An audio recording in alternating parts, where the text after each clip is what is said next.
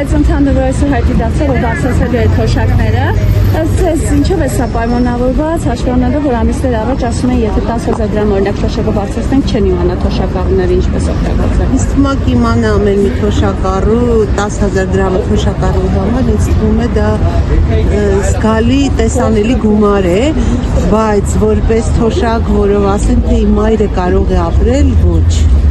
Միայն իրենց տան վարձերը մայրիկիս ամսական 40-45 հազար է ձմռանը կազմում, ամռանը 15։ Եթե ինքը ձմռանը 45 հազարը միայն կոմունալ վճարները տա, բնականաբար իր ձեռքին անգամ սովորական հացի փող չի մնա։ Այսինքն եթե ձեր օգնությունը չլինի, իհարկե, ինձ չի թվում, որ այսօրվա թոշակներով կարող է մարդը ինքնուրույն ապրել եւ սնվի միջին, անգամ ոչ միջին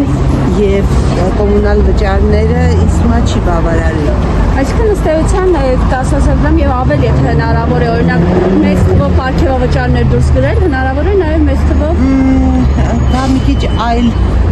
հարցեր եք տալիս, որը ընդհանրապես այդ ինչ չեմ կարող պատասխանել։ հասկացա, շնորհակալություն։